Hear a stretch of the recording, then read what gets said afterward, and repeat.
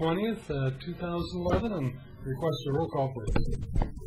Commissioner Mum? Here. Commissioner Nocita? Aye. Commissioner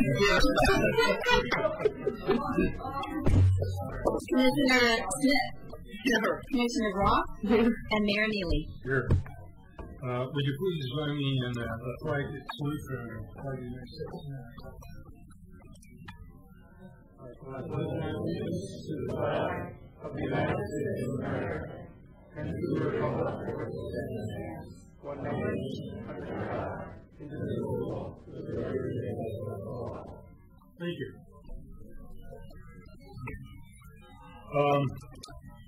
We'll have a presentation from Kaiser Permanente Dental Group. The Director of Dental would come forward and introduce himself, and I think he has some good news for us.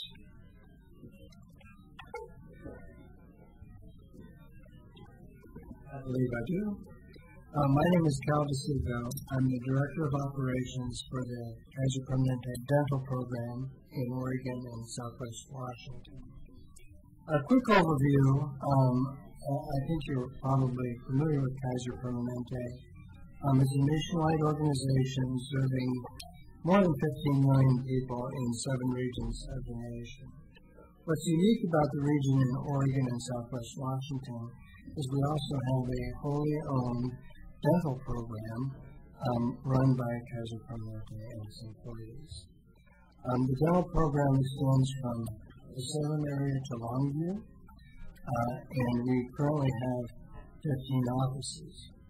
And as we looked regionally for our footprint to better serve the community, one of the underserved areas is indeed the area in and around Oregon City. And we took a poll of both members and prospective members and found the ideal location for our next location is in fact the Oregon City Shopping Center. Great.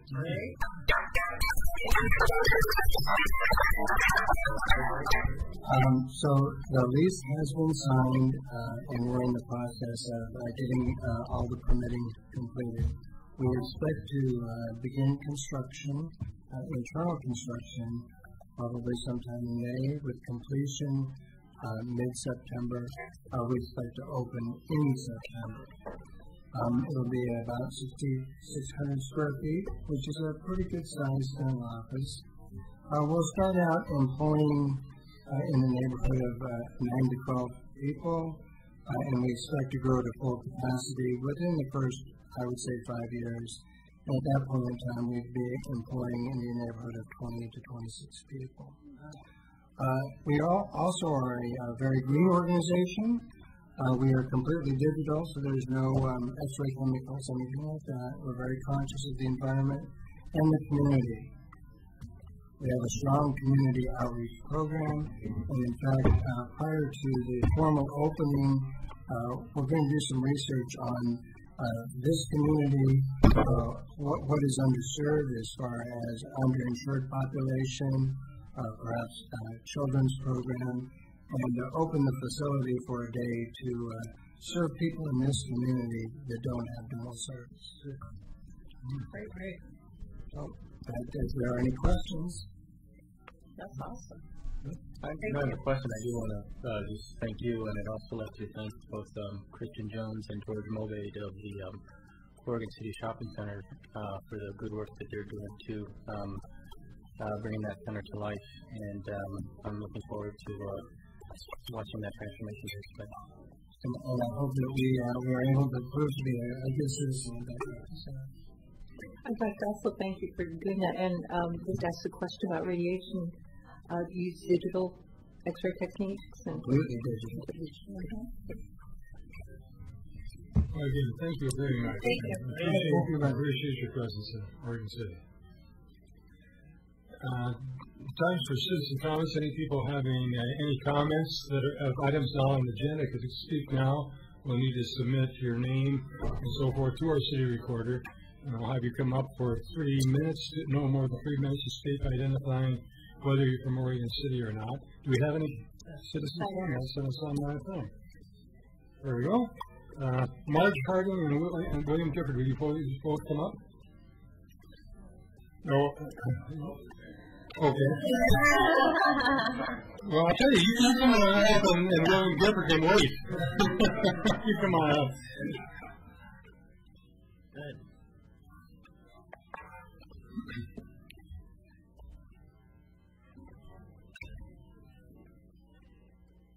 Leading into this particular presentation, a little bit of background.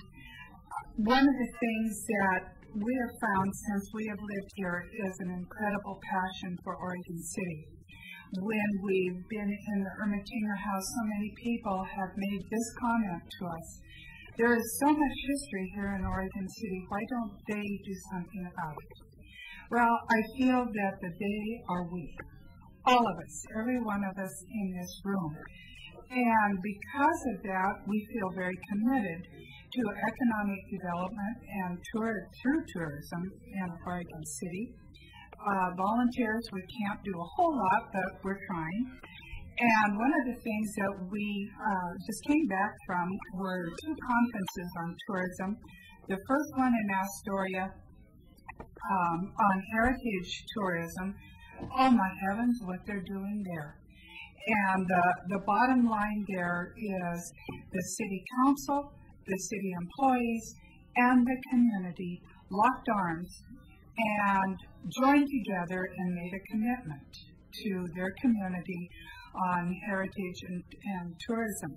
The next one was the Governor's Conference on Tourism, and again, the vital importance of tourism and economic development. That's what we kept talking about, and somehow those 2 words don't seem to be combining yet here in Oregon City, tourism and economic development.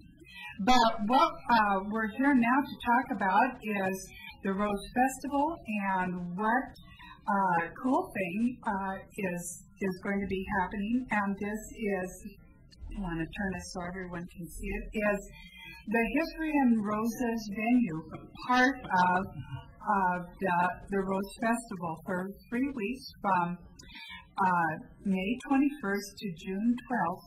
We are in the brochure.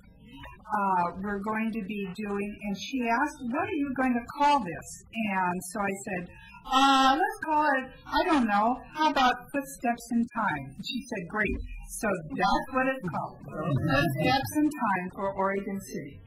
And we have hundreds and hundreds of brochures that we would like to hand out. And one last thing, on the brochure, on the back page of the brochure, there is a coupon that does not need to be cut out. Just keep the brochure, and this coupon then gets you in for a little bit less, including our living history tour of the cemetery that is going to be on June 5th. And Rocky's Pioneer Family Festival is also included in this, as well as historic homes. So please, everyone, join us and let's lock arms. Is it, when you say a living tour of the living history of the cemetery, and I just was really to worry about anything besides living individuals? Never know. And it is the story. Incidentally, one last thing. The state has decided that the theme for the next 2 years for Oregon is what we have been yelling for 3 years that it needs to be, and that is tell the story, tell your story. And so that's what we're going to be pushing this year is our story. Where do you pick up the groceries? Yeah, give us one right now. Please. Glad you're all. In the meantime, if William Gifford and Tom O'Brien come forward. Thank you. Thank you. And they will be everywhere.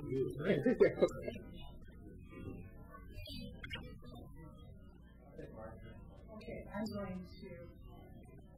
I'll put it down here. Gifford. Mr. Mayor and City Council members, my name is William Gifford and I reside in Oregon City, and I want to follow up on comments that I made at the last City Council meeting in regards to the process, and I want to express my loud yet gentle thanks and appreciation for no apparent foot dragging in the decisions going forth on the DDA for the Rivers project. I think that all of you are giving it best efforts in finding the most equitable solution for our community, and I just want to inveigh upon you to continue to make me proud. Thank you. Thank you. Mr. O'Brien. I'm O'Brien, resident of Oregon City, and I'm before you tonight to make my 9th annual appeal. Each year for the past 9 years, I have come before the City Commission and requested that we do something to take care of the blighted area that we are faced with in our city, specifically enforce our sign codes. Sign ordinances are important. They do a good job of remedying at least some of the blight that is in the city. And I'd like to ask once again for your support to make that happen. Thank you. The last thing I had to mention was, I know that you all received a little card at your retreat. I was just curious if everybody brought those tonight. Thanks, Thank Tom. you, Mr. Could I ask our city manager, we're looking at our sign code. Of course, this doesn't make him very happy that we're looking at not enforcing the one we currently have, but at what point do we see what's happening on a revised sign code? It was under goal setting this year, and it was competing with a lot of other very compelling projects, as you all know, and we had limited resources with which to address it.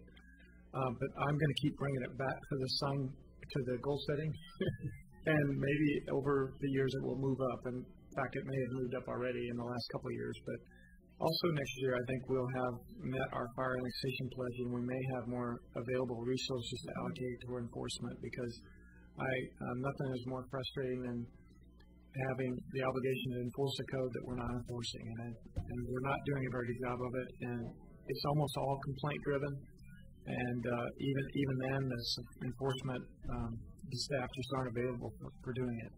But I would like to bring that back to the commission at your goal setting next year, and with a couple of ideas on how we might solve that. Mr. O'Brien, keep complaining.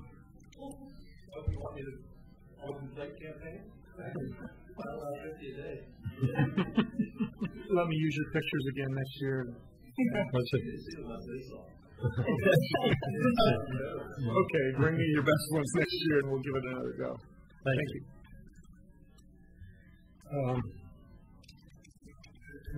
Any changes in the agenda?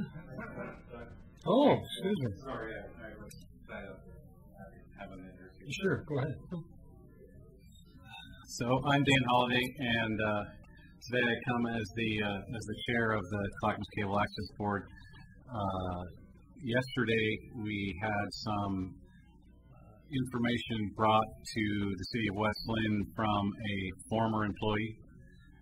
This morning I, as the chair of the Cable Access Board, met with elected officials from both the cities of West Linn and Oregon City, along with city staff from both cities.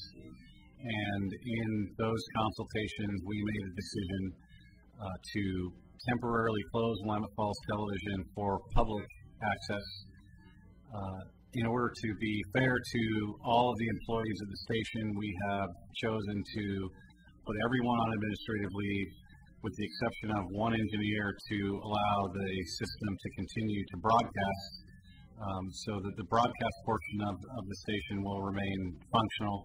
All of our programs will continue to go out, and for about a period of 10 days, we're going to bring in an independent person that has neither worked for the city of Oregon City or West Linn or the Cable Access Board to do an investigation or review to see if any of this information has any merit. And so I just wanted to report that to you. That's the information that went out at a press release at about 5 o'clock. we will be updated either through your elected officials or your city staff. All right, I want to express my appreciation to you, I'll call you Dan, for your proactive action on this part. This is the first meeting we had about this, and the issue had come up, I think, about a day ago, and we had an emergency meeting based on this, and I appreciate your proactive action as the chair of the board. Thank you very much. Thank you. James Nocita, Commissioner Nocita. Thank you. No more commissioner, no more citizen comments, is that right? Okay. I have two comments on the adoption of the agenda. First, I would like to remove consideration from the agenda this evening of the proposal I put forth at the budget meeting for a new staff position called the Director of Community Affairs. The second thing, I'd like to add an agenda item with the Commission's consent. If it so desires, I'd like to add an agenda item which would be a discussion of the Public Works Operations Center siting. After a couple of recent events, including the collapse of the rock wall that would lead, supports the road leading into what would be the upper part of the Public Works Operations Center, and some other discoveries I've made as far as natural features on the site. I'm ready at this point to remove the current site from consideration permanently regarding where to site the Public Works Operations Center. And I'd like to kind of take a straw poll of the commission if they're, through their own independent thought processes, have been thinking along the same lines as I have. And if I get a positive response from this straw poll, I'd like to go ahead and make that vote. I think this is not you're asking for a vote on something that was not on the agenda. I had no problem putting on a future agenda, but I have every problem bringing forward something to a vote at this commission, for which staff has probably made no preparation, and for which, for me, it's coming out of the blue. I think after the agenda, we could add agenda items. There's nothing illegal about putting it on it. Whether you want to do it is your call. Right. And I thought we were having a work session on the issue in June. We are, and I would like to start. Can we not discuss it at that time? We could. I would like to have that discussion take place within the parameters of not considering the current site, and have staff aware of that. Okay. We won't be building anything between now and then. Yeah. but just to also get to where you're going, what we're planning on doing in that presentation is to present. I've asked the Public Works Director to present how we got what's been done so far in the past on that site, the current site, what was considered, and then some issues and opportunities going forward to looking at different sites. And then trying to get from you folks, I think, a consensus around what process we would use to evaluate additional sites in the future. So I don't think there's a premise either way that it will be there or won't be there, because in your goals it says decide where to build. Now I'm assuming that, and I think reasonably so, that site may not be where you're going to build, or that wouldn't be on there. Because the former commission decided where to build, and they decided it was that place. So in my view, by the fact that it's on your goals means that there's a real likelihood that it'll be built somewhere different. So the staff isn't making assumptions that it's going to be built there. But we did want to present to you all the analysis that went into it on why it was located there, and then talk about how you might look at it differently in the future. So we're okay either way, just wanted to let you know. So I don't have a problem talking about it tonight. I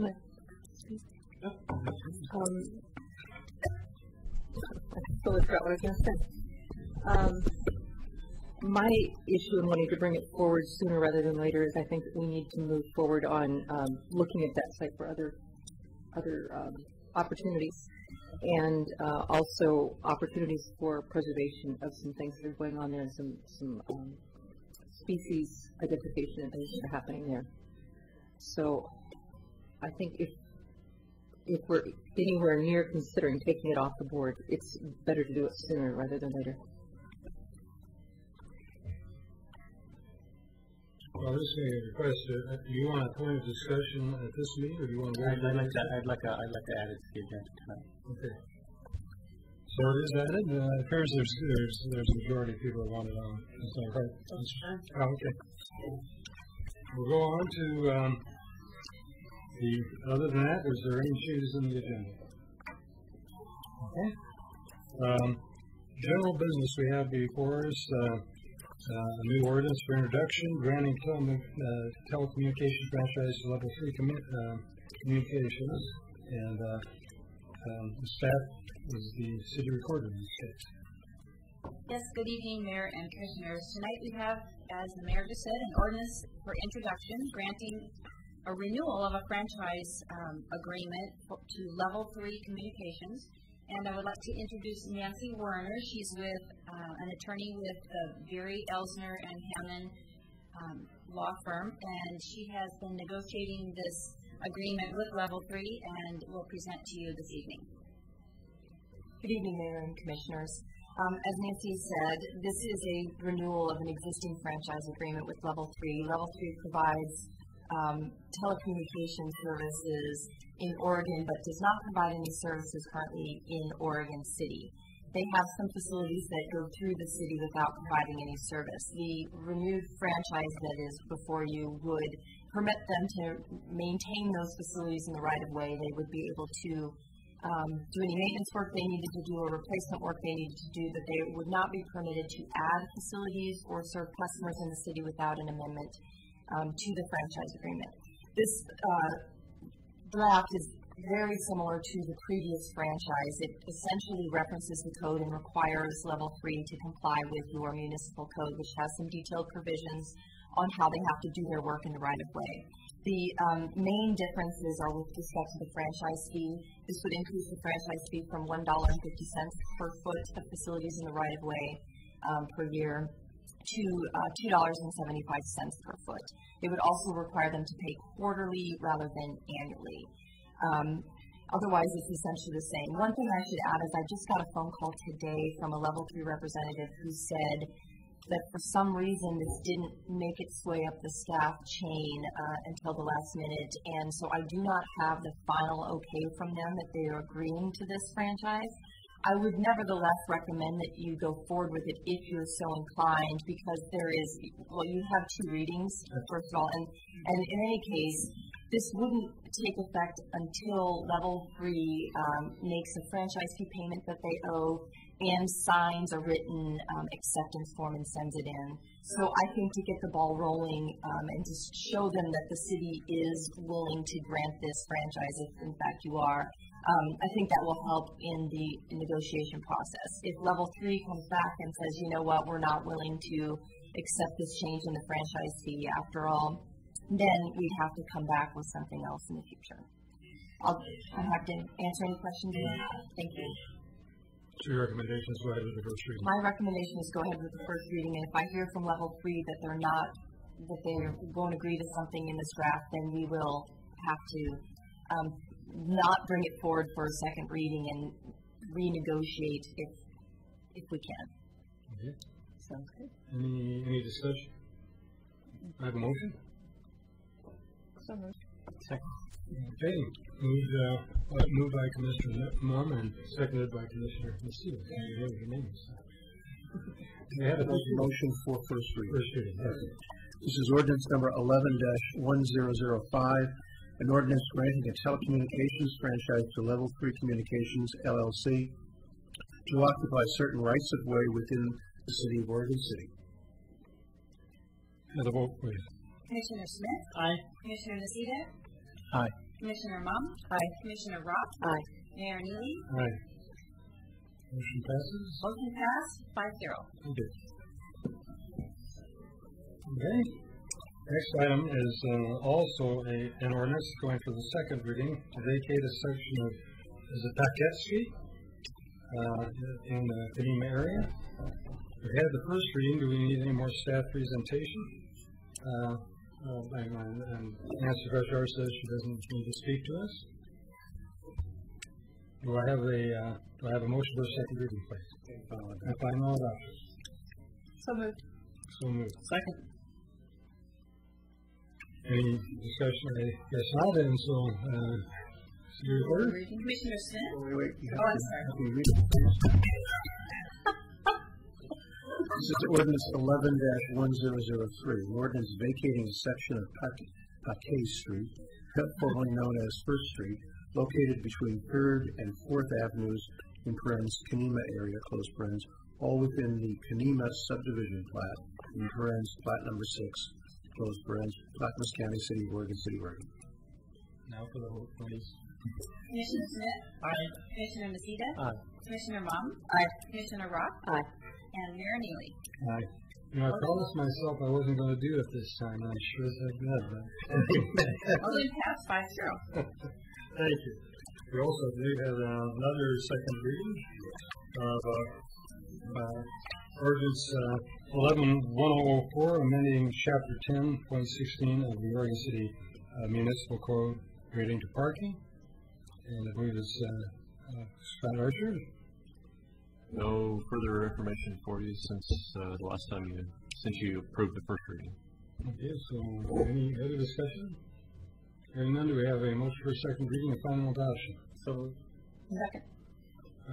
Reversal, Commissioner Nocita moved and Commissioner Mum seconded. Roll call, please. I have to read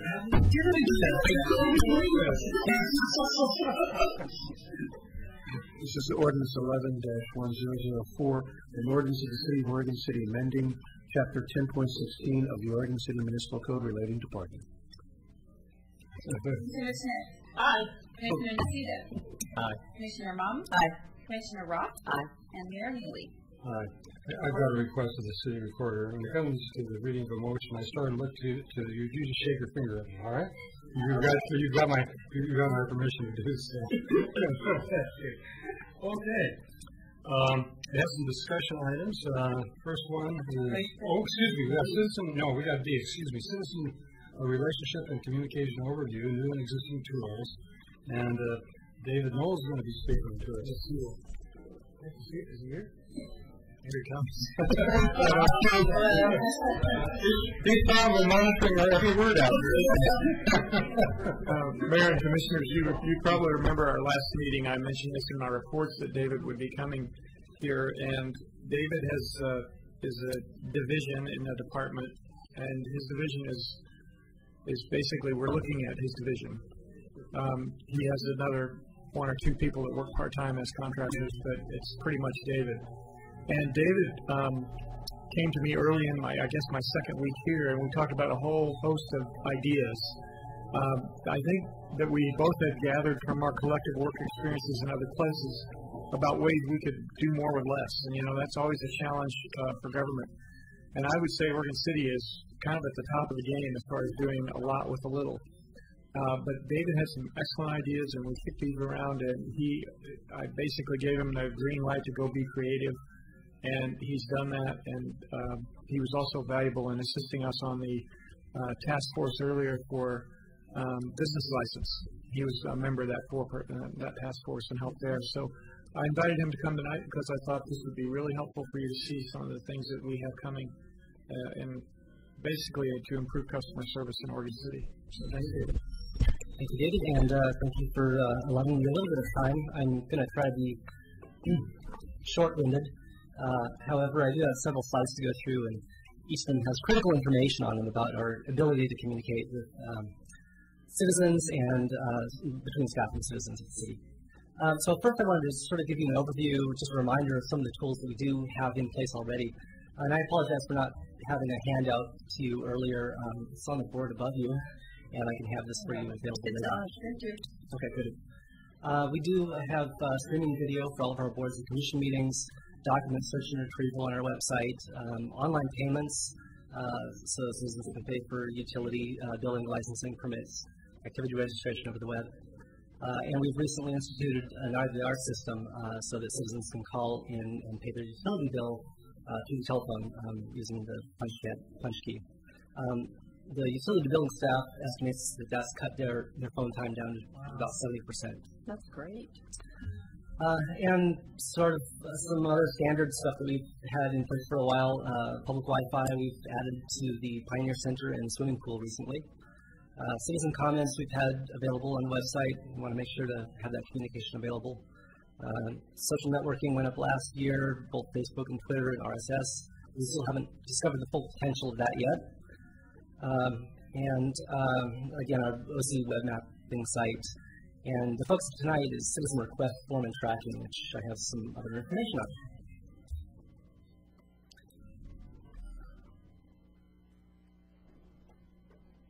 Excuse me while I resume my slideshow. So the three new tools that we have available that I wanted to talk about are the IVR, the Interactive Voice Response System. In addition to the utility billing, we're launching the permit system through the building department by the end of April. That should be up and going. We have added a new tool to our website that we haven't utilized fully yet, but it's our ability to create forms and accept credit card or debit card payments over the web for any service fee item that we have a need to charge for. And then the Citizen Relationship Management tool. Again, this give and take, request, feedback, tracking system for between the city and citizens. So how do we do this today? There's a couple ways. Obviously, over the web, we have a simple tool that accepts citizen requests. We take phone and email notifications, and that goes into whatever is the appropriate routing for that particular department. And then we also have some specific applications like the GBA Asset Management Program for Public Works, which is specialized but also should be able to work within a broader tool for the city, and will, or could. So the lofty goal of a citizen request management system is to improve citizen request response, integrate the different ways that we receive, track, and report issues, and avoid adding to staff workloads. That's definitely a consideration as we go through this process. So there's a number of examples of request workflows and how these things get processed. One that came up recently was a reported graffiti, and we were able to route a graffiti request to the Public Works Department, which typically accepts these requests and takes care of them. You're not accepting requests to do graffiti, though. No, we don't do graffiti, we repair it. That's the proper term, right? Unless it's really good, then we don't encourage it. So it depends on the type of graffiti and where it is on a public building, a right-of-way. Different departments have jurisdiction to repair the graffiti. So we need better tools to be able to integrate the location and where the problem exists and route it to the appropriate person or department. So we have a system in mind that we've been looking at, and it's got a number of features that we can't do right now. One of the advantages is it has a mobile component, so we would be able to distribute a mobile app to citizens or staff and log in requests from the field that would also log a GPS point into our GIS system. I'm on the right page here. So you have a screenshot first of the web tool that people might see from our website and log a request through that. On the bottom is a screenshot of what a mobile app might look like. This is developed for both Androids and iPhones. Again, just a close-up of the web form. If a citizen hasn't submitted an issue before, they can simultaneously register their account and submit an issue at the same time. There's not a need for two different screens for that. After they submit a form, confirmation information is returned to them, including a tracking number that they can query anytime, and also a timeline that we as the city might define for a particular problem or a time frame to get back to the customer. On the employee side, we see a similar screen, complete with a mapping and a pinpoint of the incident. When a citizen logs this in using their phone, it will log the GPS point to as close as it can be located. And we'll also group this incident together with other incidents at that location, or potentially group similar requests. We're requesting street sweeping from somebody from La Puente, California? Apparently. The decision hasn't been made today. The overall demo does. However, there's an opportunity there. And again, on the staff side, we can return different reports, both in a table format like this and graphical format. Automated reports to the city manager or department heads on what's open, what's been closed, what we're doing percentage-wise with our repairs. I did want to show you the mobile app, and here's a couple of screenshots of that. It's, of all of the applications that I've viewed, this is the simplest, and it's the most effective that I've seen. You're only faced with one or two options on every screen, and there's only two screens. So there's very few places to get lost. You can either log a new issue, and on the right you'll see what that might look like. The graffiti option is one choice from a pull-down list that we define, and your location is identified by your physical location.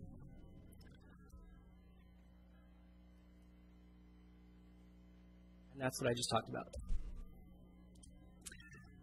This is a new issue screenshot, and once you log this issue, you can go ahead and go back and track it using an incident number through the website or your phone.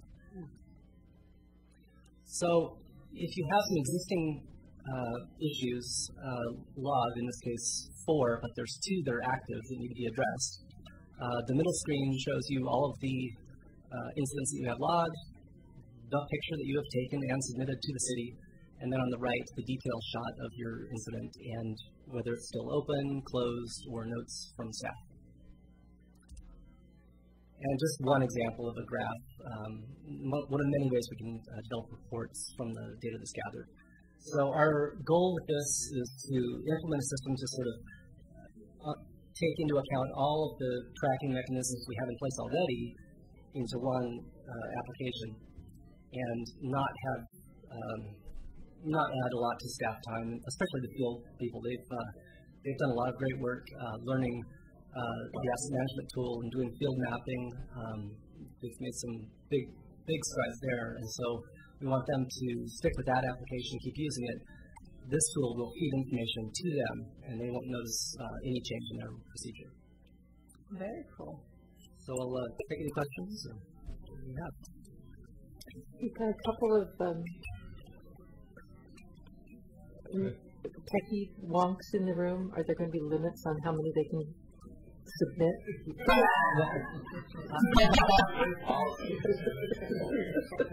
That would be a great policy decision, and this tool has the ability to track frequent flyers. So the potential for staff is to group similar requests or people who have a lot of input and respond once with that.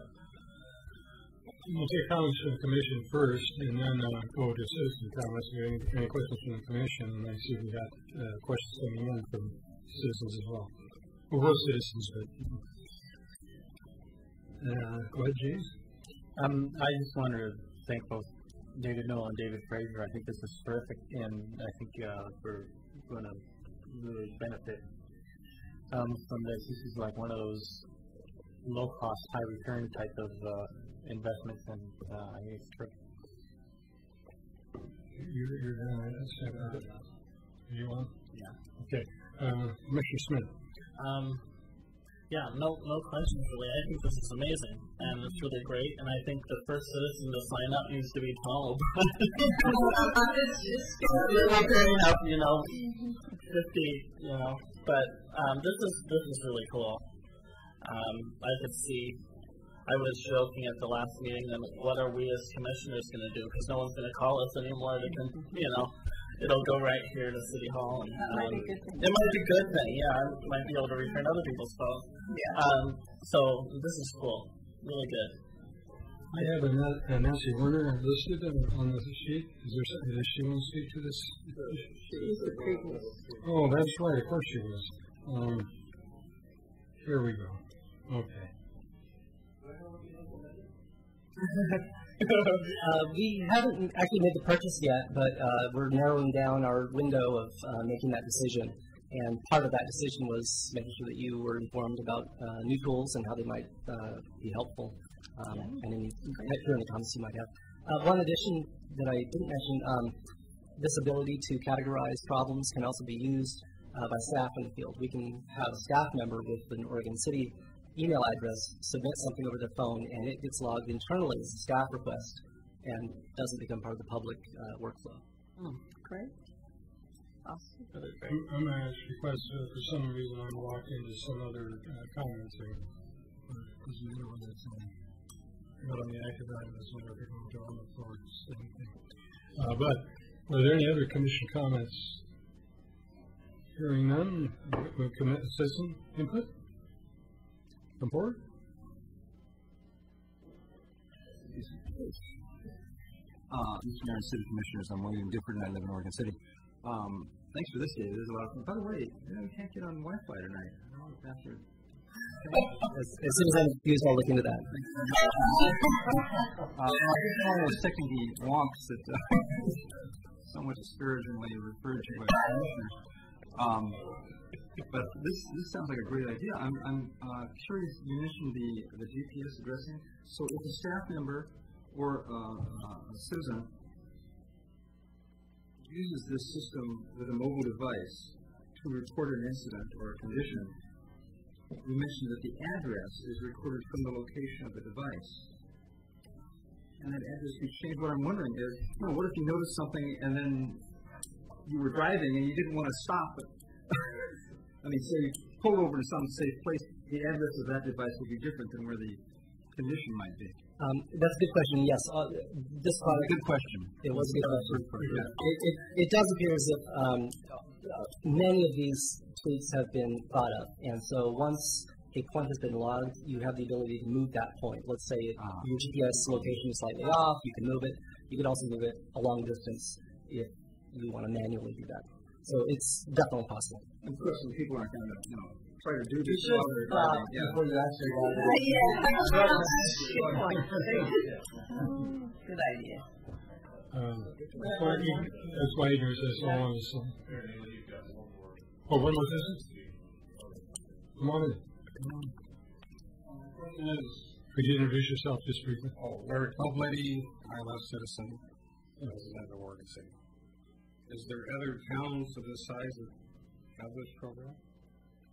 Yes, several larger cities have implemented similar programs. This is becoming big in the world of citizen tracking and asset management. So large cities like Boston have pioneered this. This product actually is being used by Anaheim and several other slightly smaller cities. Wilsonville also in the local area has implemented portions of it. We intend to expand. We're going to use more of this product than some cities have implemented initially. Obviously, we consider good issues about this. Is there any bad, or use a different word for that, bad issues, I guess, that come up that have to be fine-tuned, I guess? In my experience, every software launch has its bugs and things that need to be fine-tuned. This is the one that we've gotten the best hit from in terms of they've been able to answer all of our questions, like Williams and yours, hopefully. So basically, what I'm asking is, so you talked to the city of Wilsonville and they said that these are the good things and these are some of the things that are problems with. Yes, we've talked to other cities, including Wilsonville. Thank you. I saw the term Eden up there. Could you tell me what Eden is? Eden is our financial tracking software that David Miller can probably speak to better than I can. But we like all these applications. We like to have at least the potential to integrate with each other, so that we can share. The GPS and GIS is sort of recognized by this. Close. But I think, in fairness, most of the citizenry hasn't had an opportunity to see David Dolan. He's done a tremendous job in information technology. He, with our city recorder, has put up a award-winning website. He's done tremendous work. How many years have you been there? Not that long. This will be 10. 10. Oh, well. And I just want to express our appreciation for the tremendous work you've been doing. You're kind of behind the scenes, and we don't get you out here in front, but we all appreciate the tremendous work you're doing. Thank you very much. Thank you. Thank you very much. What's the rollout range on this kind of a thing once it's purchased?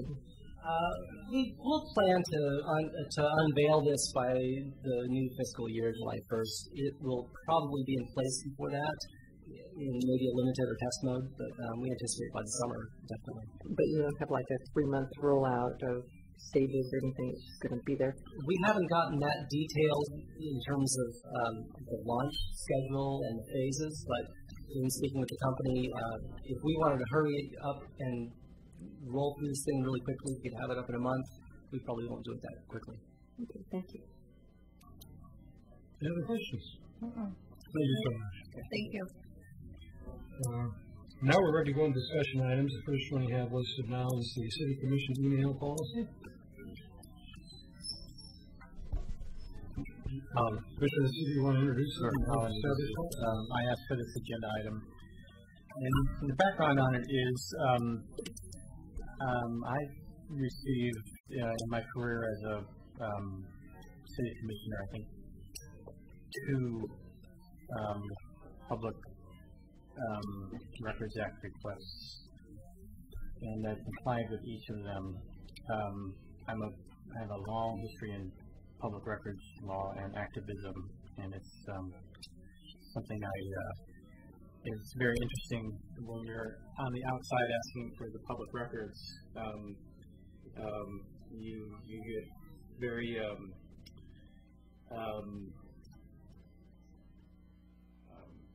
aggressive towards the public official about how dare they not provide the public with public information. When you're sitting up and being the public official, you get a public records request and you go, oh my God, I got to deal with this. It's interesting as an education and wisdom gaining experience to be on both sides. In each of the public records requests that I've received, there has been some consultation with the city attorney, although under different circumstances. And Mr. Sullivan has each time given the advice that based on Oregon law, a city commissioner basically controls his or her own email requests.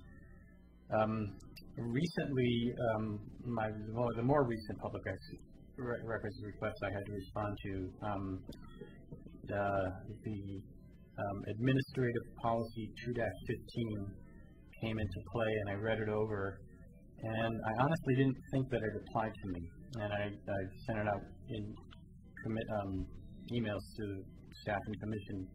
I didn't think it applied to me because it was actually an administrative policy signed by the prior city manager that appeared to apply to city staff, and it has an employee signature line, which makes me think that it's designed to inform new staff when they come online of the policy and how their email will be treated. And based on the law that Mr. Sullivan has provided us, I'm not sure this applies to city commissioners. And I wanted to start a discussion on perhaps formulating a policy for email responses and public records responses in general that does reflect Oregon law as the city attorney has shared it with us. Mr. Mayor? Go ahead. Okay. Trish is correct. The policy, the administrative policy, is really applicable to city staff. That's why you have the signature line there. It probably isn't a bad idea to have a policy that's adopted by the commission for the commissioners. But each elected official, regardless of what policy you do adopt, is responsible for his or her own email. And if you get a request, you got to respond. We're always there to help out. But elected officials are treated separately from other kinds of staff members, administrators, and the like. And they get to respond to email requests. And if you want to go down that road and formulate a policy, I'm sure is happy to help you. Okay, I'd like to see if the commission would be interested in asking the city attorney to prepare such a policy, and I'll reveal my public records activist side. One thing that really frustrates me about Oregon's Public Records Act that I appreciate in the staff policy is a time certain to respond to email to any Public Records Act requests.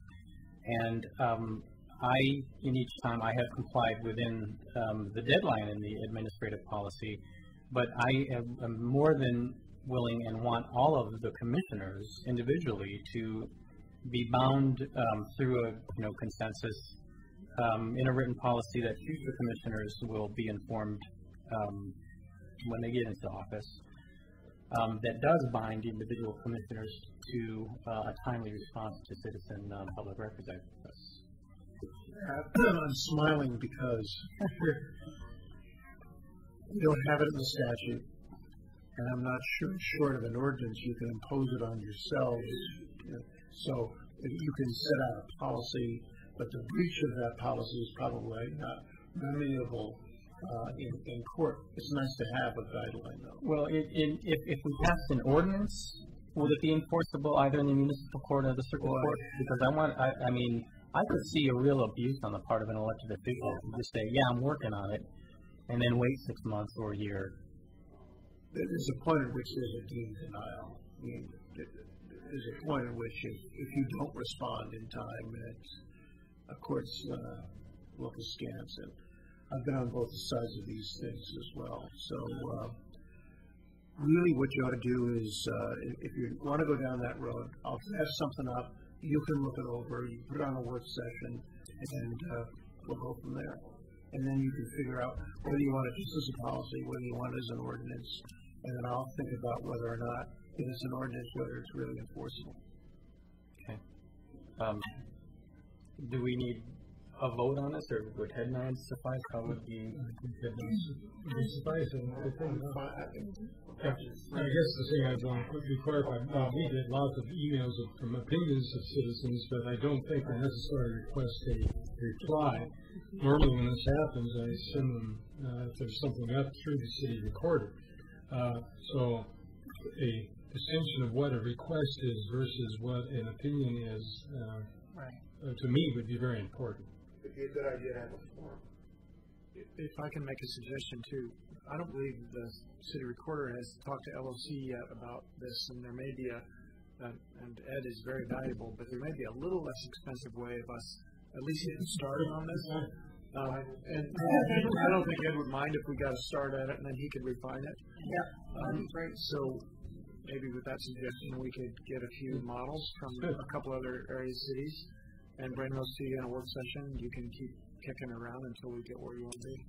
Great. And then Ed can finish up the details. Okay. Fantastic. The next thing we have for a point of discussion is the public works site. Okay. I will begin on this one.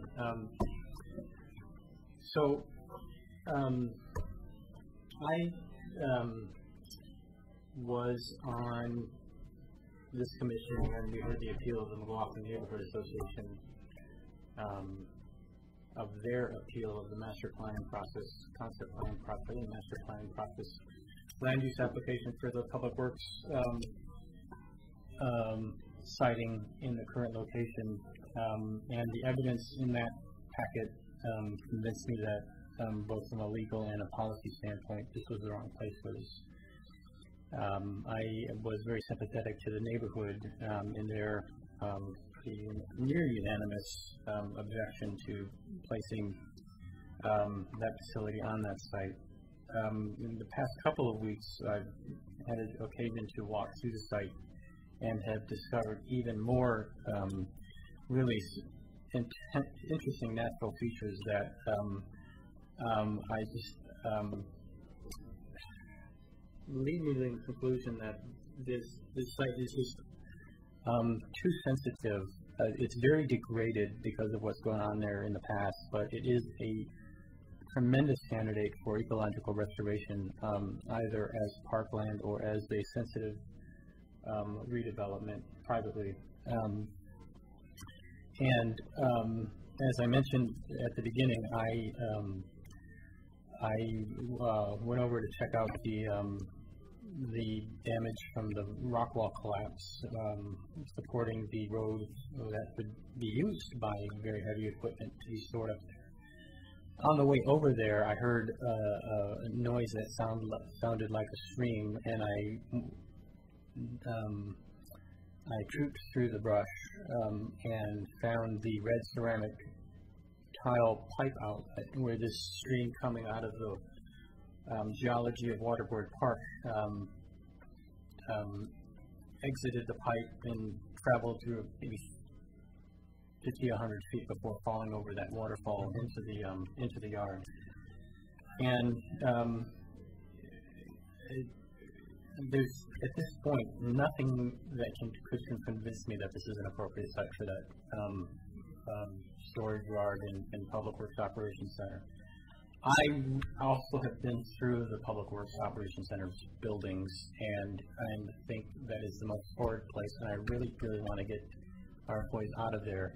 And I want to start that process yesterday, and I want to take this site off the table for consideration as a future Public Works Operations Center, and start moving forward on considering both the future of that operations and the future of this site. I just wanted to sound out my fellow commissioners if that's where they were also, and if a majority is there also, I would like to take a vote on it tonight. Just as a will of the commission, I sure would prefer that this be put on the agenda item at a subsequent meeting where this being put forward, staff can respond to it. There's no opportunity for this to be done. We talked about public process, and I think you're not, whereas our attorney said we could do that, I never questioned that we couldn't do that. Or we're going to put something on the agenda the night it occurs and vote on it the night it occurs without any public dialogue. I just don't think it's an appropriate way to operate. If you want to put it on the next agenda for an item, I have no objection to it.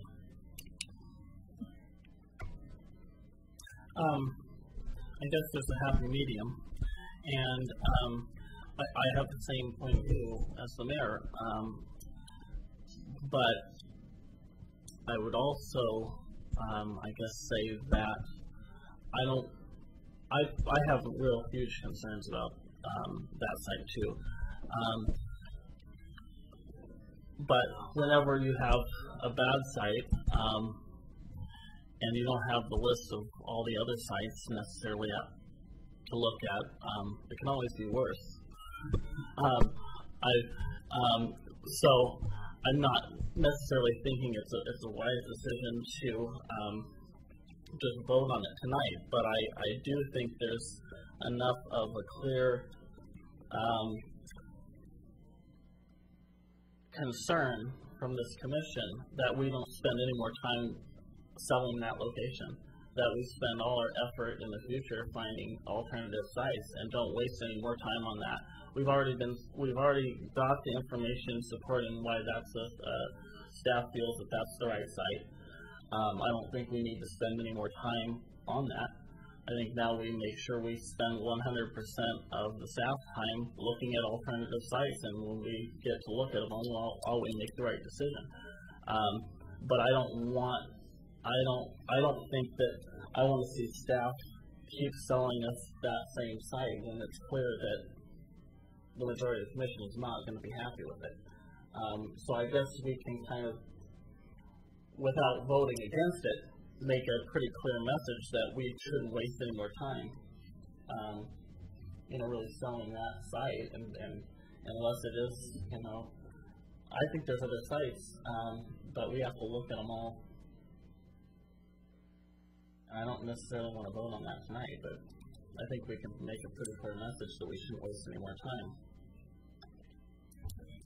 I'd like to agree with these two that I want to make a very clear message that we don't waste any more time on that site. And indeed, I remember when we were presented with 27 sites. So I think we have been given options other than this. And so I don't want to see any more time and money wasted on selling this site to us. At one point, that's a decision of the commission. At one point, we'll have to find out, and you give us some indication what you think ought to be the case, but how that's set to be used. For safety reasons, we don't feel that's buildable for public works, then ours is not buildable for many things. Right. And we need to look at that. And the commission could make a decision that we're not going to consider that site. I do think that we need to bring somebody in, a geological expert, and I personally have my preference for Scott Burns, who's the geology department of Portland State, and who's very active in terms of issues dealing with steep slopes in Oregon City, and was not a proponent of the developments that occurred there, to identify the work agreement we have safety issues at that particular site to give us guidance in terms of what that site could be used for. We can treat that as a distinct item. I would add James Roddy of Dogami to that list, because he's a Camino resident and headed up that LiDAR mapping study, so we have a lot of that talent locally. Yes. My comments are, we do have a public process. It hasn't gone through the public, so it does need to do that, and I think everybody here agrees with that. I don't think we're going to be building on the site between now and June, are we? Are we going to be doing anything with the site there? Can this wait until June or not, David?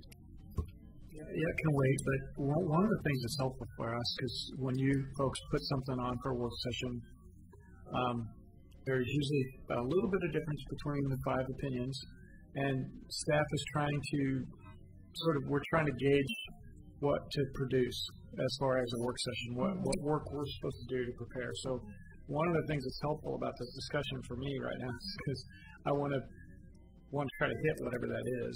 And so if what we were planning to do is make a presentation about how we got, what had been done, how you got where you are, and now what we might do in the future. If enough of you feel like you've been here certainly long enough to understand all that, and you kind of don't want to see that again or hear that again or whatever, any guidelines you can give us, feedback you can suggest that we might, what would you like us to bring to you at that work session, or is it more or less kind of an open mic policy discussion about pros and cons of various sites? Because I would just want to be helpful. I just want to try to get the best information for you. I would like to say that it would be nice to have all that information, what happened with site selection. I don't think it makes that much difference to the majority of the commission. I think that's been indicated here. We'll try to make that, how we got here, a very brief part. But I think it might help in reducing the number of sites that are available. And before you're done, or when you are done, I have a couple questions. So, Commissioner Roth, you said something about a list of 27 sites you have. I didn't understand you. So could you just repeat that? We have documentation of 27 sites that were considered prior to choosing this site. Right. Yes, we do. Yeah, and we were presented with that. We were also presented with all of the arguments for this site, and I'm not interested in hearing those again. You don't want to see the other 27 sites? The other 27, sure. Yeah. Oh, yeah. Okay. And then, sorry to make a comment with all due respect. This is a good example of kind of how staff feels with being a little blindsided I think in our retreat we talked about trying to give us a little heads up before a meeting so we could be prepared to have a well-informed discussion.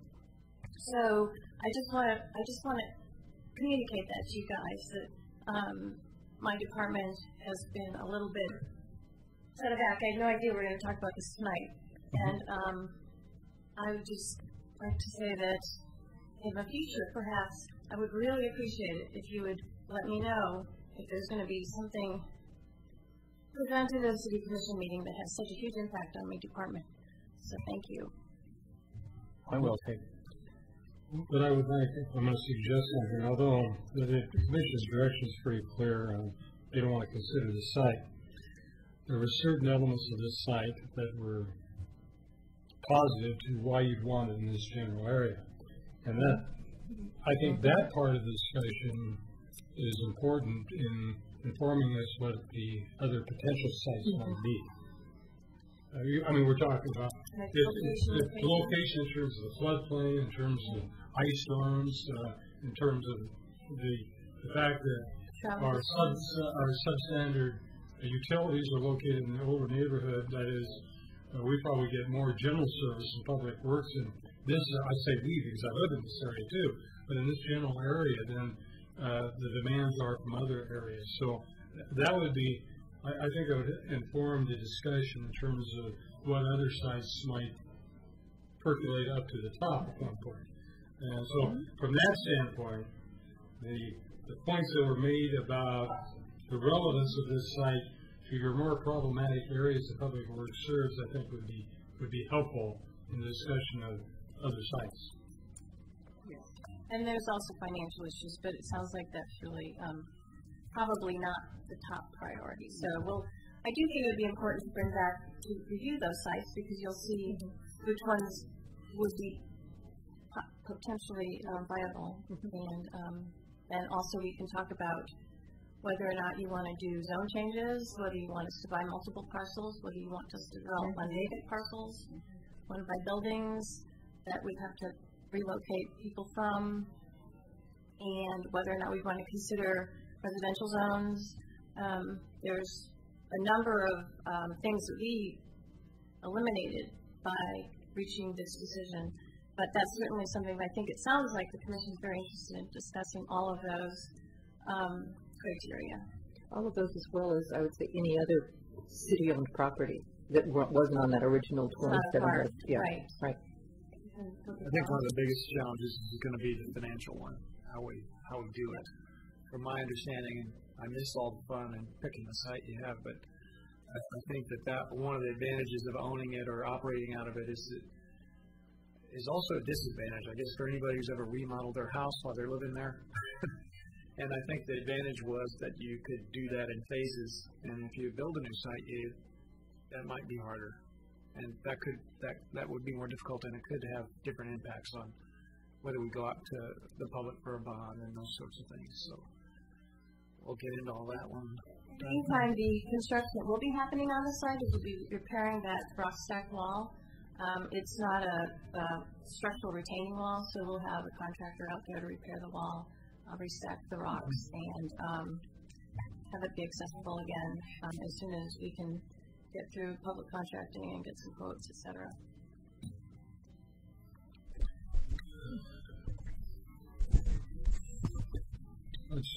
My skewing isn't working right. Well, because we don't have it on the agenda. There you go. Right. Go ahead. I guess I agree to some degree being blindsided. I didn't know we were going to talk about it tonight either, but I didn't have a problem talking about it. But to say that staff is kind of shocked by that, but I mean that's not a shock. It's very clear. I think if anyone was shocked tonight that the majority of the commission is not happy with that site, I think that's not realistic. It's been pretty clear. No, that's not what I was getting at. I know it's an agenda item tonight. Well, that's why I don't think it's appropriate to vote on it tonight. But I think that we have all been pretty involved in the process. We know how we got to where we are. We know where we're at. and we don't think it's an appropriate site. So we need to spend time looking at all the other sites and really looking at that. And yeah, some of them are probably just as bad or worse. But there's some major concerns on that site, and so you know, I don't want to waste a whole bunch of more time bringing up you know, selling us something we've already been sold. I understand what you said. It's loud and clear. And I do think that the maps that we have that we are in the process of preparing are really going to be a great tool for us to use. I'd like to propose, or just on the commission out and the manager also, there's going to be a lot of information presented at that work session regarding sites. I'm wondering if it would be useful to also schedule an executive session, because I think some of the discussion that night might veer into subject matter that would be more appropriate to discuss in executive session, and I would rather just have that available to us if we decide we need to discuss some of it during an executive session. Commissioner Zito, are you looking at the possibility of acquisition of a site? Is that what you're... Okay. If you have specific sites, then of course you can... Yeah, I do, so that's one of the reasons I wanted to propose the executive session. Okay. I'm pretty open-minded about the different sites. I would say, I think the direction is clear. I think we'll get a work session about that, and we need to give staff enough time to prepare in terms of the possession of the site. So that's already scheduled. I don't see any reason for making any decisions earlier than we have our work session, and to give them the opportunity to put it together in the next couple of months. Is that okay? Whatever it was. I'm looking for that. Okay, so we'll go with the regular scheduled work session on the sites, and proceed from there. I would suggest for the attorney that if you have specific sites in mind, you know, that are on private property, you can put them in confidentially, and can you let us know what they are? Yes. I mean, that's a problem. I don't know. I feel uncomfortable for him telling us what a piece of private property is. I wouldn't want to so we wouldn't want to do that. That's why. So you can't tell me there's a site that you think I should look at? If it's on private property, I think we're problematic. Yeah. Can you send an email out? Understand why. Share it with the manager. If they don't want to alert the owner. Can they send it confidential, or? Yeah, that's what I'm saying. And then can you share it with that's essentially what I'm asking. That's a great route to go. Thank you. That's what I was trying to do. Yeah. Nancy, it's your backyard. We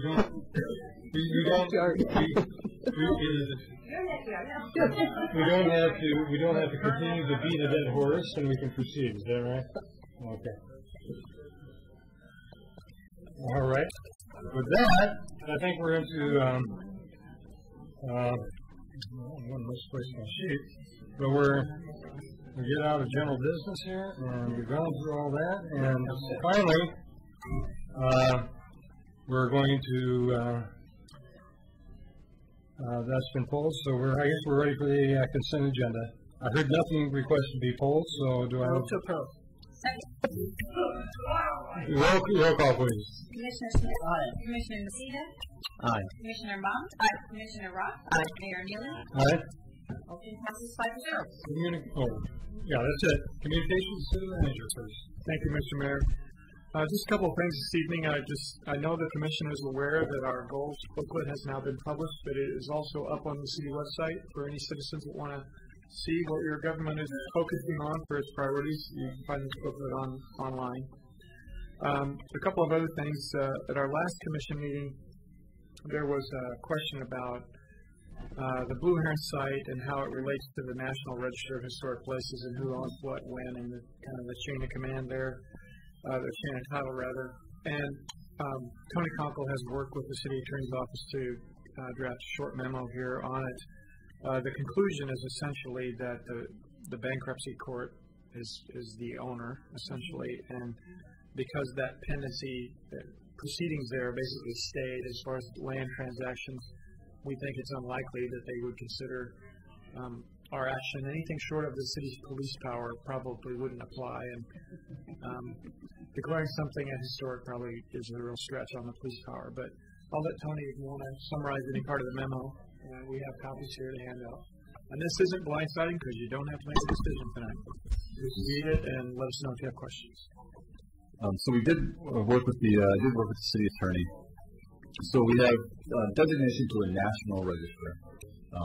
That can happen when it's owned by a public agency without the consent of the public agency. If it is privately held, it does need the consent of the private property owner to sign, which then allows us, granting us access to the site to do the inventories that we need to make that determination and put together the paperwork for that nomination. The National Register deals with allows you tax exemption. It doesn't put any regulatory requirements on the property. It's a list. So that's why the owner consent provision is different when you would then try to designate the Oregon City's local designation. So, for example, if there was a building on Blue Heron, you want to designate it a landmark. Under Oregon statute 197772-1, a local government must allow a property owner to refuse to consent to any form of historic property designation at any point in the designation process. And there isn't that exemption clause for private or for publicly owned properties. So the way that's written, it would appear that a publicly owned property, let's say Clackamas County owned a property that we wanted to locally designate. During that designation process, it appears that they could request to not be designated, and at that point, the designation process would stop. Did you have a question? Not yet? No, but I think this is terrific. So okay. It opened up some questions because we were always under the assumption that public properties could be designated without the consent, but Oregon, it appears, requires that the local jurisdiction or the public property could object during the nomination process. So we could nominate a property if it's owned by the state or the county, but that state or county could object during that process, and we would need to stop that designation process at that point.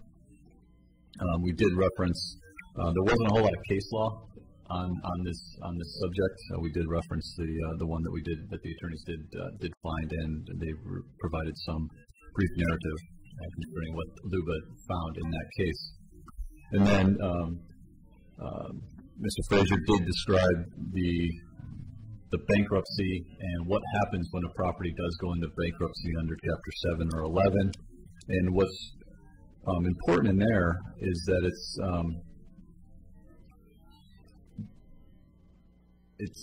that if we did try and move forward while the property is in bankruptcy with some type of a designation, under the bankruptcy law, it appears that that designation could be rescinded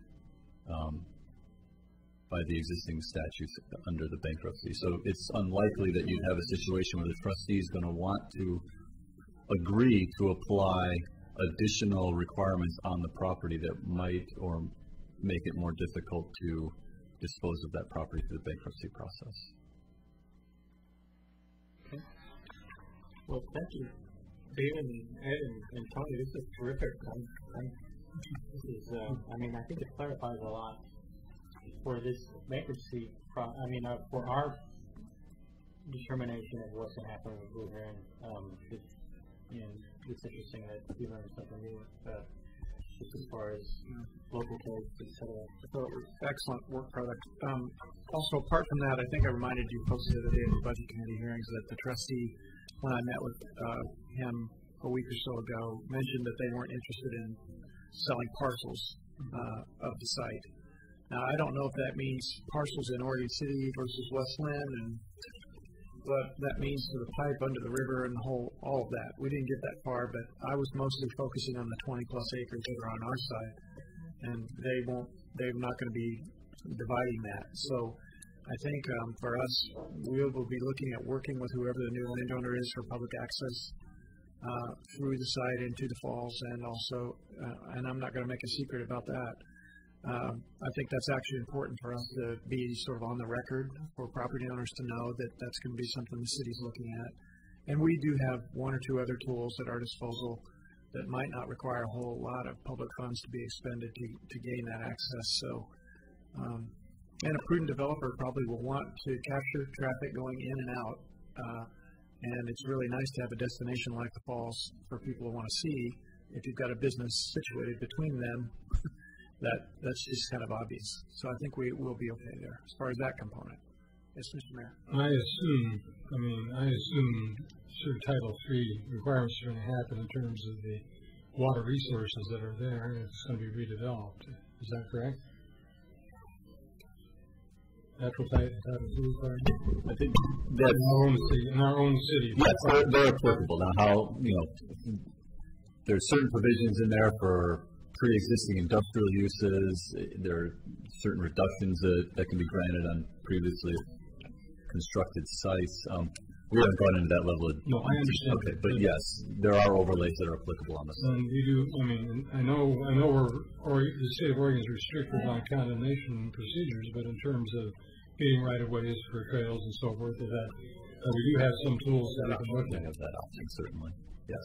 And if there is a change, as I've brought forward to you before, in our comp plan, if there is a change in that use, it is required to go through the master planning process as well.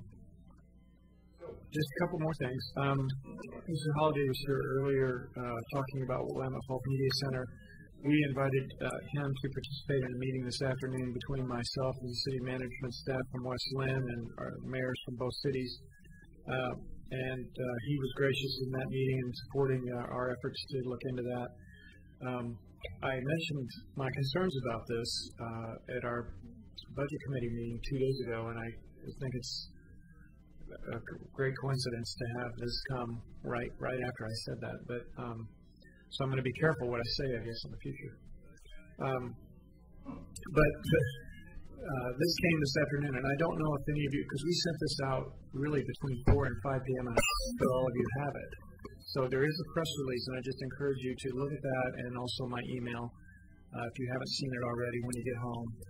And if you look at the press release, you'll know what our position was, and there may be a newspaper article out already about it. But we're going to try to avoid disrupting the service as much as possible. We have, I think, a very qualified person to do to look into the financial review and the operational review, but as soon as I know more on that, I'll keep you posted right away. I would point out what we had there was basically a series of allegations from a former employee. I don't think it constitutes evidence in any sense, so there should be no prejudgments of anything that is occurring. Right. Just have a responsibility to everybody, and that includes people who may have not followed procedures and people who certainly did follow procedures. So. Another thing to bear in mind, too, is really important. While there is space for that, so much of that activity is volunteer time, and it's very easy for things to happen under those conditions that were not intentional at all. Right. And I recognize Dan Holliday's proactiveness in that. It was, I think he responded very responsibly in our discussions. In fact, was advocating for an early action, which took place. Actually, it's a distinction from the prior 12 months of experience where we had 9 different versions of an MOU trying to get similar results. We didn't have this compelling report of information that came to us during the pendency of those MOU discussions, but we got a lot of pushback from the former leadership on the board about those MOUs, and we haven't had that. We've had a much more receptive group. So I'm hopeful we'll get it worked out one way or the other, and we'll take appropriate action when we do. So just 2 more things. I want to, David Wimmer is conspicuously absent tonight. I gave him the night off. He did not have anything on the agenda, and I think he's earned 1 or 2 nights at home. So, but my hat again goes off to David Wimmer for his amazing work on our city budget, the South Fork budget, the urban renewal budget. He's one guy doing the job of about 3 or 4 people for 3 different entities.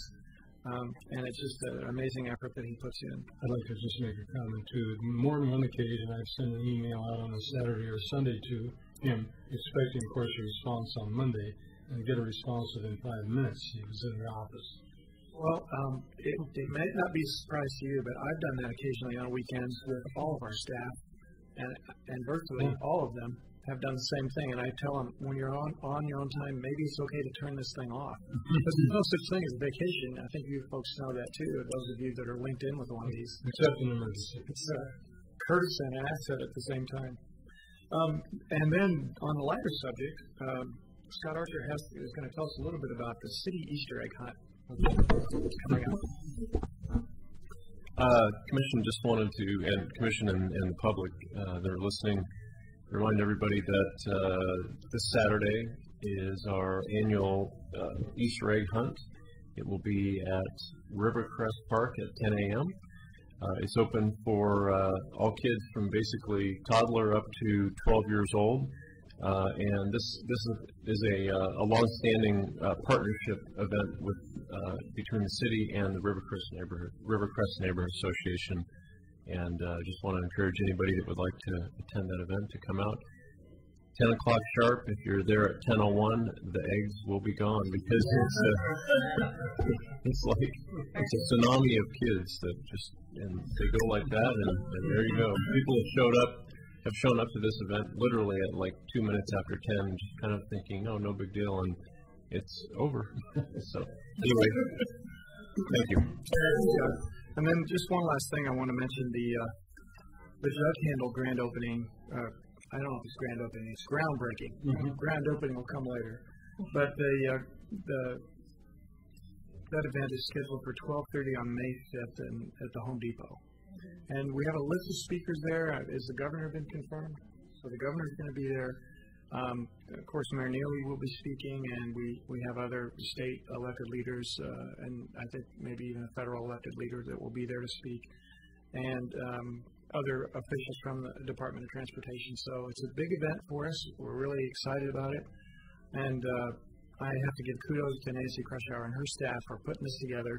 I'm inviting everybody who might have been involved in it, and even some people who weren't involved. And I think it's going to be a nice kickoff. So I would encourage all of you to come, or any members of the public that want to come and celebrate something that I think is really going to make our city safer and improve our economic development potential.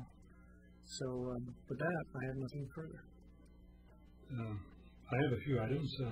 The ribbon cutting has occurred just a couple weeks ago, not quite a couple weeks ago, for the Children's Center.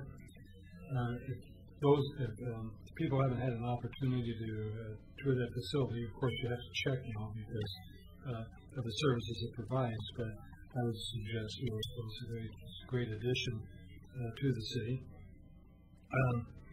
Metro Policy Advisory Committee is continually talking about how to meet state goals and so forth in terms of greenhouse gas reductions. And it appears like this is going to be the major focus for the next few months. We just last Saturday had our city cleanup. I believe there were 5 sites that I know of: the Museum of the Oregon Territory, Stevens Crawford House, the Holcomb area, Abernathy Creek, and Senior Creek Falls were on the list. And also there was another site that was a Metro Newell Creek activity. It wasn't sponsored by the city, but these two have been in joint combinations with Saul. And Saul decided to partner with cities in city cleanup activities a few years ago. Oregon City already had a cleanup activity that had been going on for more than 20 years. And so at the first combined Saul City cleanups that were happening in various places, the then director of Saul actually came to the Oregon City cleanup for that particular event. It's been a long-going event. Yesterday we had that meeting with the TriMet director. The executive director of TriMet came in, and Mr. McFarland, and had a meeting. I think he's trying to meet with various people in the region that they served, and they invited our city manager and our public works director to attend that meeting. And they were trying to get a feeling of what the issues were, and some of them that I brought up was as development occurs along the cove site, that we'd like to see bus services provided on the Main Street extension. The buses that actually run down McLaughlin and Oregon City only make one stop prior to coming in the transit center, and that's in the area of Dunes Road near the hotel, and they could turn at that point and come through the Main Street extension along the cove and come that way and provide better service as development occurs there. I also talked about services to the area that we're looking at as potential job sites around the college. That the college is the end destination for routes 33, 32, and also the 99 Express service that occurs during the peak hours, indicating is that as development occurs in the area to the south and the east of the college campus, it would be nice to extend that service into that particular area. I mentioned, this is something I know that Commissioner Roth has expressed interest in, as to working with us and our trolleys to give some service. What services can we partner in to provide services to areas that are underserved? We've got the routes of 32 go down 9th Street and 33 up 5th. There's nothing on the 7th Street corridor. And also, the area where we're going to have additional public housing available is very poorly served. It's only served during the peak hours. And perhaps there's something that the city and TriMet can do jointly in that particular area. The other point that I talked about was a big point of interest, and that's program signaling throughout McLaughlin Boulevard. We've got a lot of trip signals there, and there's no timing for the signals during the peak hour. You have to slow down, stop, and with current technology of programmed timing devices, which are synchronized, they could be programmed and changed, and they could be changed also with the trip signals so that the traffic can flow more smoothly on McLaughlin from Oregon City to Portland. Those were items that I brought up. I don't know, David and Nancy, do you have anything to share in my conversation? They pledged to work with our departments to provide some software support and technical support on routing, and we'll probably take them up on that. Yeah. And those are the items I have. Any other commission reports? I have any questions about them? I just have the own signal. Anybody else have reports? Did you have an appointment? Oh, I do have an appointment. Thank you, Sharon. I've got an appointment of Steve Johnson to the Traffic Advisory Committee. Transportation Advisory Committee. He'll be leading most of the three-year term to December 2014. It's 2013. That was my mistake. That was hers. Anyway, I listened to the interview of the Traffic Advisory Committee. I think they were quite impressed with his experience and so forth. And we've been able to keep up with most of the resignations that we've had from the advisory committees. I think we might have one or two spots opened up. The only one I can think of is actually the one with the Historic Review Board, in which we're looking for somebody with specific talents, namely an architect. That's always been a difficult position for us to fill. And other than that, I think we have, for the first time, I think we're going to have a full Urban Renewal Budget Committee with a full 20 members. Great. Anyway, that's it for me. Any other commission reports? Yes. I just wanted to thank all the citizens and staff who came out for the birthday cleanup this weekend. It was, again, a blast, both the event and the picnic over at Clackamas Park afterwards. City Manager Fred Fernand and Scott Archer and I think that's all of here tonight. We're over at Singer Creek Falls, and that is just looking better and better with every year. And it has limitless potential as a city gem. And looking forward to see. Martha Wimmer told me that I guess the public art competition, I think, is down to 3 finalists, and I'm looking forward to seeing how that plays itself out, and seeing what kind of wonderful stuff we'll have looking up there from the future summer farmers market. I just got a couple items. Number one was we had the second Onward Oregon meeting with this. I was very, very pleased with the way that it turned out, and they were able to draw us together and come up with a list of priorities for citizens to work on in the community, and people really stepped up and took on some big jobs and have already started on them. So that's a really wonderful vehicle, and if any of you are invited to participate in that, I would encourage you to become involved, because I feel it's really going to be a nice organization for Oregon City at the citizens level. And the second one is, I just wanted to let everybody know I received an update this week from Concordia, and they would like to come to our meeting the week of May 18th, and make a presentation on a linear progression as they see it. And so, really enjoyed that. Yeah, that's fine. Okay, great. I just want to make a comment from the Onward Oregon. Shaw Spady was rather instrumental for pulling that group to talk to the people in Oregon City. Met with me today, and I'm giving forewarning to David Fraser. Giving you a warning. When we meet for scheduling items on the study session and so forth on Wednesday, I've invited Shaw Spady to come. I was going to suggest perhaps both for Scott Archer and Nancy Krushar to be there. She would like to talk to us about perhaps having a more structured presentation within our neighborhoods and so forth.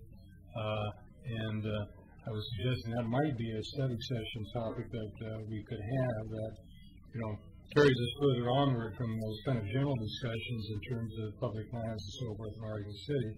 And so I just forewarning you that I'll be bringing Shaw Spady with me. Along that, too, I should just probably mention that there's going to be a meeting in the McLaughlin neighborhood, and I'm coming here quickly to try and find the date. I believe it's May 1st, which is going to be kind of an introduction to neighborhoods that want to start this group in their own areas. So if I might, are you going to repeat that? Maybe I'll just get with you after the meeting and find out. On Wednesday? Okay. Wednesday? I'll be bringing, you got it? She's got it. Okay. So, and I didn't blindside you. No problem. Well, I did blindside you here, but I didn't blindside you for dinner without talking. So I can't are they going to contact us? Are we supposed to contact them? That you said May 18th, Concordia? They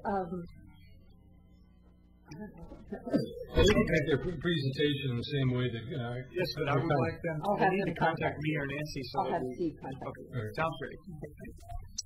And we'll probably organize like we did, David, at the beginning of the presentations. Okay. Okay. Anything from any of the other commissioners? On that, it's over.